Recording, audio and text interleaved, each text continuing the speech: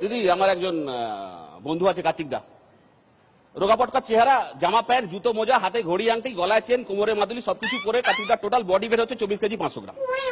Always loaded, 24 hour busy without any work. তো সেদিন আমার কাছে এসছে, বলছে মৃদুল দা, দাদা চলুন একটু বেরিয়ে আসি। দাদা আমি যেতে পারবো না, বাড়িতে একটু ফ্যামিলি প্রবলেম আছে। ওই দাদা আপনার বাড়িতে ফ্যামিলি প্রবলেম? আপনি জানেন কাকে ফ্যামিলি প্রবলেম বলে? না একটু খুলে বলুন।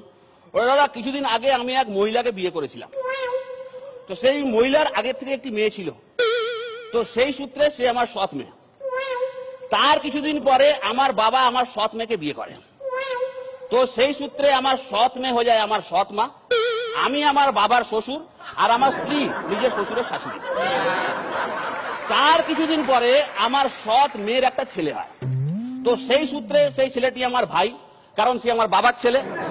আর যেহেতু সেই ছেলেটি আমার স্ত্রীর মেয়ের ছেলে, সেই সূত্রে আমার স্ত্রী সেই ছেলেটি দিদিমা, আর আমি আমার ভাইয়ের দাদু। এই অবধি ঠিক ছিল, বুঝলেন কিনা? হ্যাঁ, এই অবধি ঠিক ছিল। তার কিছুদিন পরে আমার আর আমার স্ত্রীর একটা ছেলে হয়, তো আমার ছেলে দিদি মানে আমার সৎ মেয়ে, সে এখন আমার ছেলে ঠাকুমা। আমার ছেলে এখন আমার বাবার শালা, আমি আমার নিজের বাবার ভাগ্নে, আমার স্ত্রীর নাতি নিজের দিদিমার দেওর, আমার মেয়ের ছেলে নিজের মায়ের কাকা, আর হতভাগা আমি হয়ে গেছি এখন আমার নিজের দাদু।